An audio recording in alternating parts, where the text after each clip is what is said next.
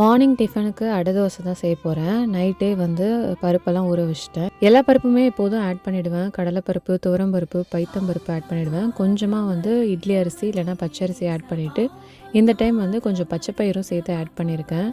அரைக்கும்போது கொஞ்சம் இஞ்சி, காஞ்ச மிளகாய், சோம்பு ஆட் பண்ணி அரைச்சிருக்கேன். எல்லாம் அரைச்சக்கப்புறம் கொஞ்சமாக மிளகாத்தூள், மஞ்சத்தூள், சால்ட்டு, ஃபைனாக சாப் பண்ண ஆனியன், கொத்தமல்லி ஆட் பண்ணி மிக்ஸ் பண்ணிக்கிறேன். எல்லா பருப்பும் சேர்த்த ஒரு ப்ரோட்டீன் ரிச் அடை இது. எனக்கு இது ரொம்பவே பிடிக்கும்.